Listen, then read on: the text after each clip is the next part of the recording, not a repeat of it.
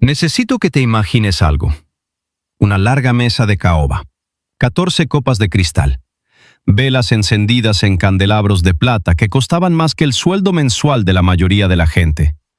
Mi madre en la cabecera, mi padre a su lado, mi hermano Brooks sonriendo con suficiencia sobre su vino, y Vivian Cross, mi exprometida, sentada ahí, como si nunca la hubieran borrado de la lista de invitados. Y luego estaba Mara, mi esposa. Entró al comedor con una calma que ahora entiendo que no era confianza. Era algo mucho más deliberado que eso. Jaló su silla, se sentó, y entonces, despacio, como si estuviera dejando caer algo sagrado, colocó un par de viejos guantes de limpieza grises sobre la mesa, frente a su plato. Nadie dijo nada durante 3 segundos completos. Luego Brooks se rió. Un sonido seco, feo. Mi madre dejó caer la mirada sobre esos guantes de la misma manera en que uno mira algo muerto en la entrada de su casa. Mi padre, siempre el hombre más controlado en cualquier habitación, simplemente levantó una ceja y volvió a su vino. Pero Mara no había terminado. Se me ocurrió traerlos, dijo muy en voz baja, como si le hablara a nadie en particular. Por los recuerdos. La boca de mi madre se curvó en la sonrisa delgada que usaba cada vez que quería humillar a alguien sin decir nada abiertamente ofensivo. «¡Qué encantador!», dijo. «Un souvenir del trabajo». Más risas de Brooks. Y Mara dejó que aterrizara. Les dio a todos su momento.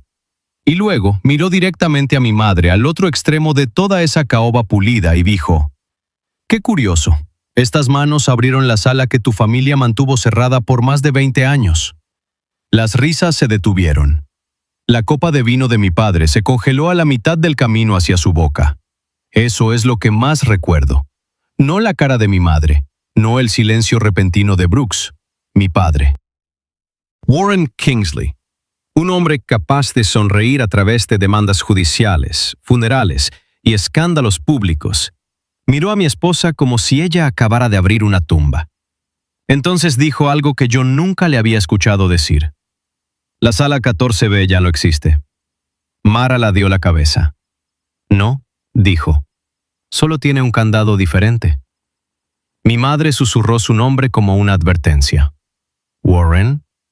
Y esa fue la primera vez en mi vida que vi a mis 2 padres tenerle miedo a la misma mujer. Yo no sabía qué era la sala 14B. No sabía por qué mi esposa había traído guantes de limpieza a la cena.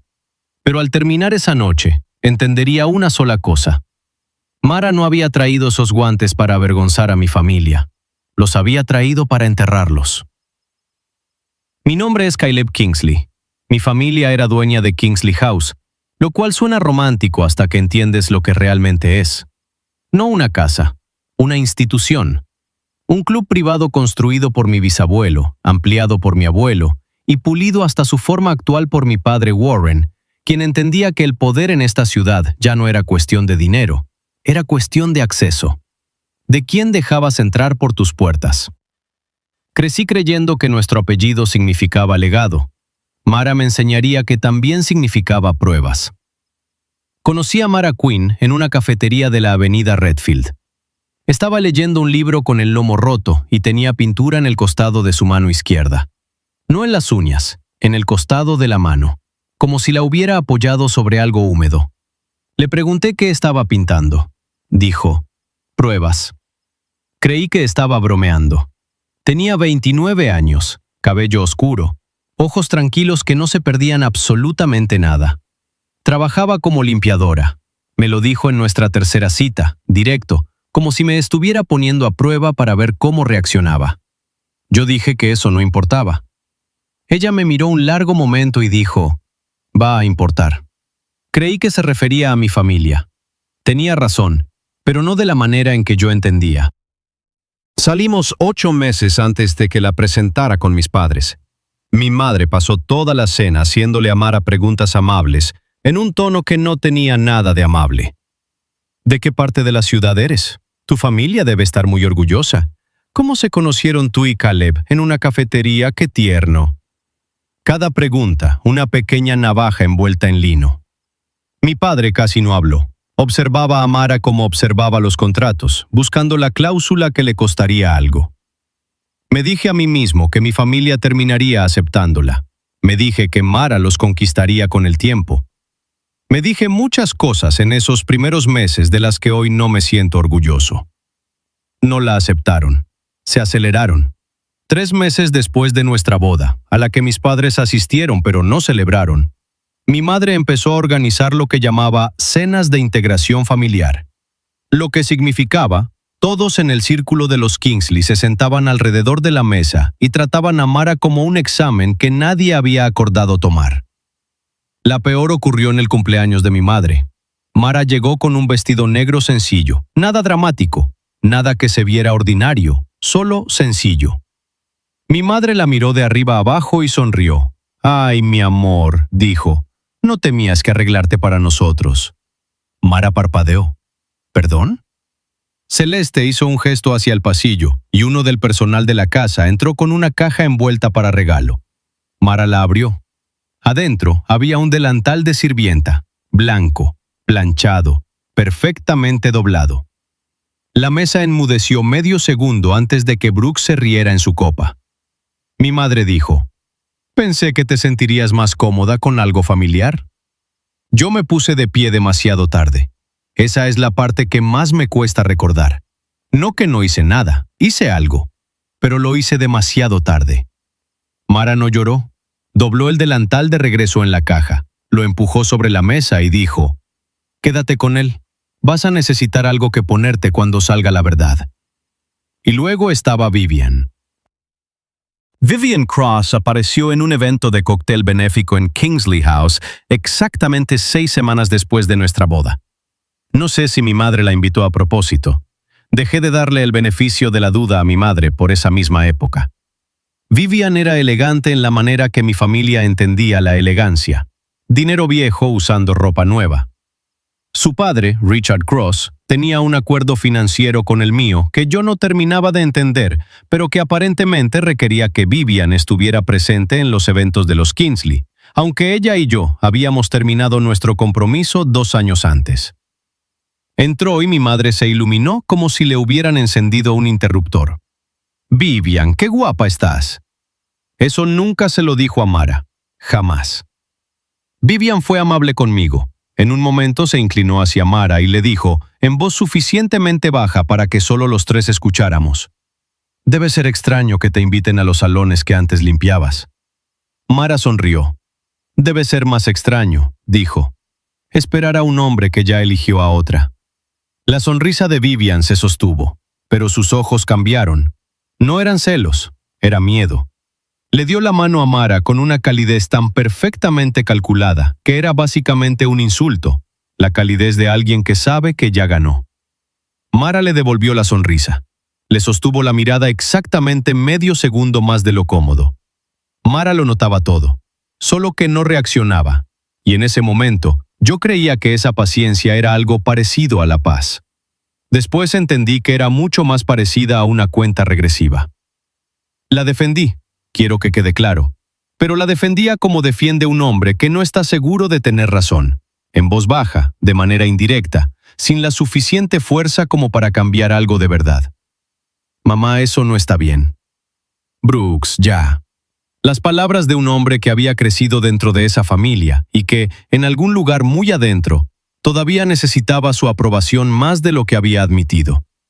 Mara escuchó cada media defensa. Las fue archivando todas. Todo empezó con pequeñas cosas que no tenían sentido. Por esa época, Mara tomó turnos extra de limpieza en Kingsley House. Me dijo que la agencia necesitaba a alguien de confianza. También le creí eso. Una tarde llegué a casa y Mara estaba en la mesa de la cocina con un plano. No de nuestro departamento, de Kingsley House. Le pregunté dónde lo había conseguido. Dijo, en internet. Era técnicamente posible. Lo dejé pasar. Luego estuvo la noche en el club cuando mencionó, de pasada, en conversación, que la cámara que cubría la entrada de servicio del corredor este llevaba rota al menos 3 meses. Le pregunté cómo lo sabía. Dijo que lo había notado la última vez que estuvimos ahí. También lo dejé pasar. Guardaba una memoria USB en el bolsillo interior de su abrigo de invierno. La encontré una vez cuando lo estaba colgando. Pregunté. Dijo que tenía música. Le creí. Luego llegó la noche en que la seguí. No me enorgullezco de eso. Pero para entonces ya sabía que estaba ocultando algo. Y en lugar de preguntarle como un esposo, la seguí como un cobarde. Era pasada la medianoche cuando entró a Kingsley House por la entrada de servicio. Sin maquillaje, el cabello recogido, uniforme de limpieza debajo del abrigo. Se movía por ese edificio como si lo hubiera memorizado mientras dormía. La observé desde la esquina del corredor este mientras desbloqueaba un armario de almacenaje, metía la mano detrás de una fila de carros de ropa de cama vieja y sacaba una pequeña llave metálica pegada con cinta detrás del panel de la pared. Luego la escuché susurrar un nombre, Elise. No en voz alta, sin dramatismo, solo un nombre pronunciado como una oración. Y luego caminó hacia la parte de Kingsley House que mi padre siempre nos había dicho que estaba cerrada por remodelación. Después, en una cena dominical, le hizo a mi padre una pregunta que paralizó toda la mesa. No en voz alta, simplemente lo dijo, entre la sopa y el plato principal, en tono de conversación. Warren, ¿qué pasó con ese collar de zafiros que tu madre usaba en todos los retratos? Noté que no estaba en la vitrina del club. La mano de mi padre se detuvo sobre su panecillo, solo por una fracción de segundo. Mi madre dijo algo sobre que estaba guardado. Brooks cambió el tema, pero vi la mandíbula de mi padre tensarse y pensé, ¿por qué le importaría tanto una pregunta sobre un collar? Fue entonces cuando entendí algo. Mi esposa no estaba aguantando a mi familia. Los estaba casando. Para cuando llevábamos 8 meses de casados, mi familia había dejado de ser pasiva al respecto. Mi padre me llamó a su estudio, el de cuero genuino y calidez falsa, y me ofreció una cifra, una compensación económica, estructurada como un regalo para Mara, para que pudiera empezar de nuevo. Sus palabras exactas. Le dije que eso era una porquería. Él dijo que estaba tratando de proteger a la familia. Yo dije que Mara era mi familia ahora. Él dijo, ¿por cuánto tiempo? Y me miró como si fuera un niño. Después Mara me contó que había habido una segunda conversación, una que yo nunca escuché. Mi padre la encontró sola en el corredor de servicio 2 noches antes de la gala, sin testigos, sin la voz amable de la mesa del comedor. Solo Warren Kingsley plantado frente a mi esposa, como si fuera una empleada que había olvidado su lugar. «Deberías aceptar el dinero», le dijo. Mara respondió, «¿Por qué? ¿Porque funcionó la última vez?» La cara de mi padre cambió. «¿Qué dijiste?» Mara dio un paso hacia él. Dije, ¿funcionó la última vez? Por un momento no habló. Luego dijo algo que debería haber destruido el apellido de mi familia ahí mismo. Las mujeres como tu madre siempre creen que la verdad las va a salvar. Mara lo miró fijo. Y los hombres como tú siempre creen que las mujeres pobres mueren calladas. Mi padre sonrió. Generalmente sí. Mi madre tomó un enfoque diferente. Esparcía comentarios como otros esparcen enfermedades. Con cuidado, socialmente. De manera que todos en el círculo de los Kingsley empezaran a creer que Caleb había cometido un error y que Vivian lo había llevado con una elegancia extraordinaria.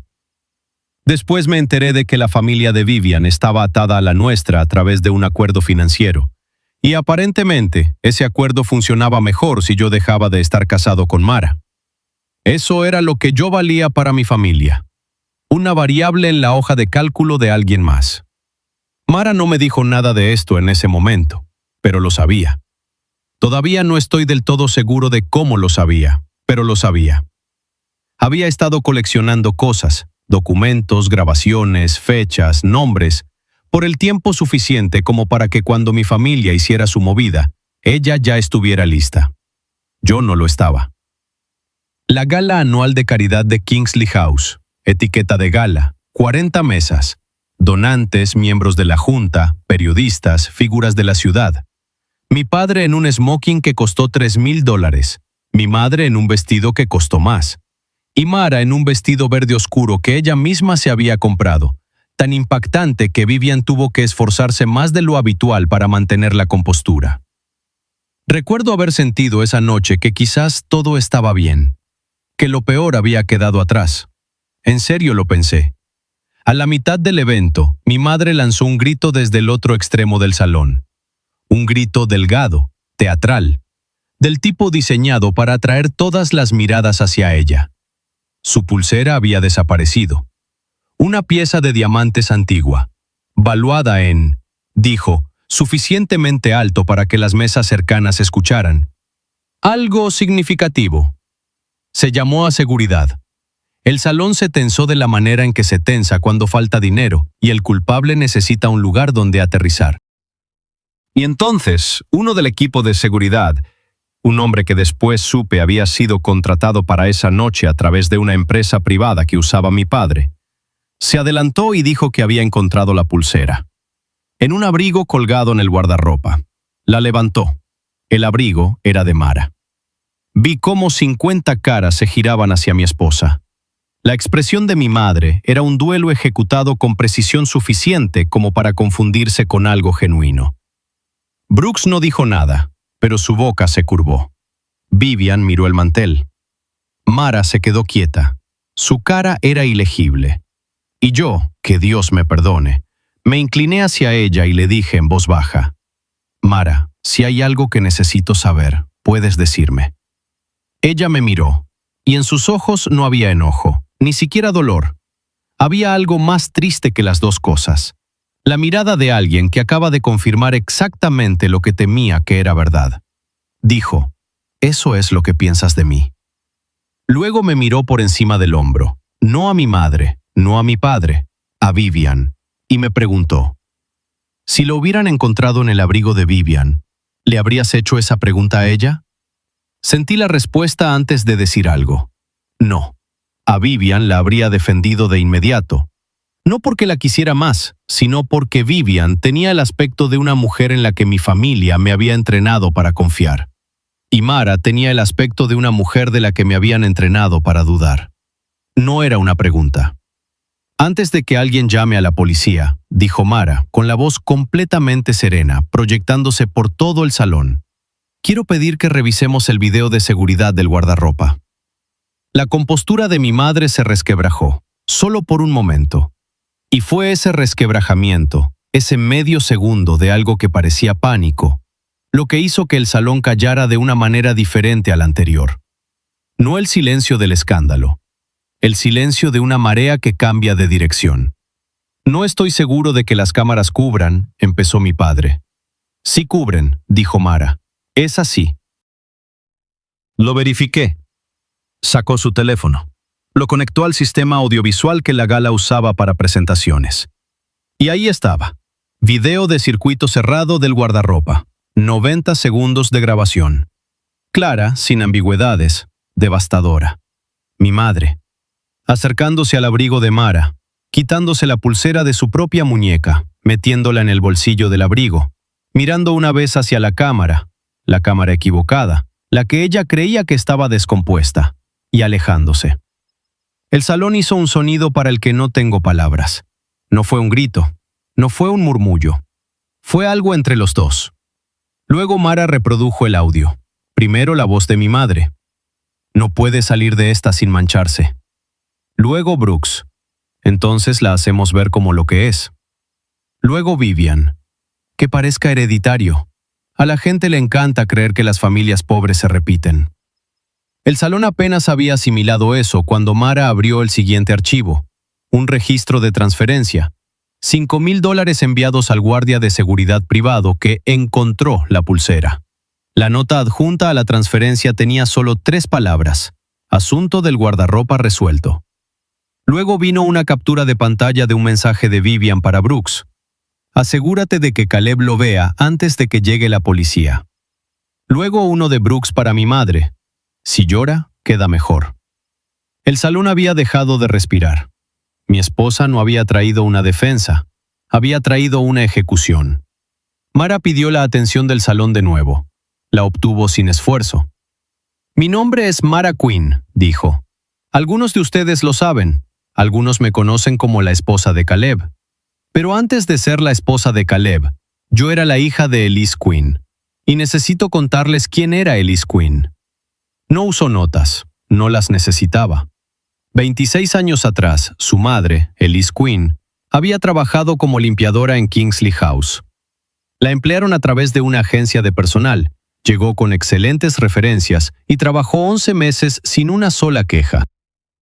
Era discreta, confiable, responsable. Tenía una hija en casa y estaba ahorrando dinero para mudarse a un departamento mejor. Luego la acusaron de robo. Un collar de zafiros, una reliquia de familia, tasada, significativa, desapareció del vestidor privado de mi madre en el club. Elise fue señalada como la probable culpable. Lo negó, por supuesto.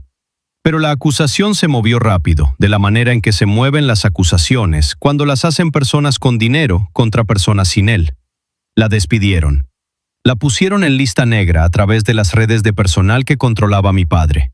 Sus cartas de recomendación fueron destruidas en silencio. Su nombre quedó ligado a un robo que no podía probarse legalmente, pero que tampoco necesitaba hacerlo, porque la reputación en esos círculos no requiere un tribunal. Elise Quinn nunca volvió a trabajar en un puesto comparable. Limpió casas privadas por efectivo, luchó por el resto de su vida. Murió cuando Mara tenía 21 años, con una reputación que le habían fabricado otras personas. Guardaba un diario, dijo Mara. Escribió todo lo que recordaba, cada nombre, cada conversación, cada detalle sobre el collar. Una pausa. Y escribió algo que escuchó 5 semanas antes de ser acusada. Estaba limpiando el pasillo este del ala privada cuando escuchó la voz de mi suegra a través de una puerta. Celeste Kingsley estaba organizando que le entregaran un collar de zafiros, como regalo, para una mujer con la que mi suegro había tenido una relación en privado por más de un año. Una mujer que, en ese momento, estaba embarazada de su hijo. El sonido que recorrió ese salón fue extraordinario. El collar era dinero para comprar silencio, dijo Mara en voz baja. Y cuando Celeste necesitó explicar a dónde había ido, eligió a la persona con menos capacidad de defenderse. Luego Mara abrió la última carpeta. Adentro había una fotografía, vieja, ligeramente desvanecida, tomada en lo que parecía el pasillo de un hospital. Mi padre estaba en ella, más joven, más delgado, parado junto a una mujer que yo nunca había visto. Ella sostenía a un recién nacido envuelto en una cobija blanca. Al reverso de la foto, en la letra de mi abuela, había 4 palabras. El error de Warren. Celeste sabe. Mi padre se puso de pie tan rápido que su silla golpeó el suelo. Mi madre susurró, «No lo hagas». Mara la miró. «Incriminaste a mi madre para ocultar un collar», dijo. «Pero el collar solo estaba tapando al niño». Nadie preguntó de quién era el niño. Esa fue la parte más oscura de todo. Mi padre miró la fotografía. Mi madre miró a Vivian. Y Vivian quedó paralizada, como si el piso hubiera desaparecido debajo de ella. Mi padre no dijo nada. Se quedó de pie, con las manos apoyadas sobre la mesa, y en esa quietud entendí algo que me había negado a entender durante 32 años. Mi padre no era un buen hombre que había cometido un error. Era un hombre que había cometido muchos errores, y había pasado décadas asegurándose de que otros cargaran con el peso de ellos. Elise Quinn no fue la única. Mara abrió otra carpeta. Había 7 nombres, 7 mujeres, limpiadoras, empleadas domésticas, meseras, asistentes, todas acusadas de robo o deshonestidad, todas despedidas, todas en lista negra, y todas acusadas justo cuando alguien con dinero necesitaba enterrar un escándalo, una aventura, un soborno, un pago desaparecido, un embarazo, una deuda. Cada mujer destruida era la solución al problema de alguien más. No eran coincidencias, dijo Mara. Era un sistema, y Kingsley House era el centro de todo. Luego miró a los miembros de la Junta. Hace 40 minutos envié todo a periodistas, abogados y al comité de supervisión. Cruzó las manos sobre la mesa. Llevan 6 meses dejándome limpiar sus pasillos, dijo. Y en ese tiempo encontré todo lo que necesitaba. La gala no terminó, se desintegró.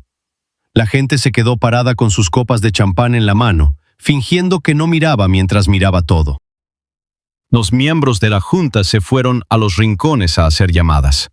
Un periodista caminó directo hacia Mara y le preguntó si repetiría su declaración en cámara. Mi padre intentó acercarse a él. Mara levantó una mano y dijo, «No toques esta historia, Warren. Ya tocaste suficiente». En menos de 72 horas, el padre de Vivian retiró el acuerdo financiero entre las familias Cross y Kingsley. Brooks perdió su puesto en la división de inversiones.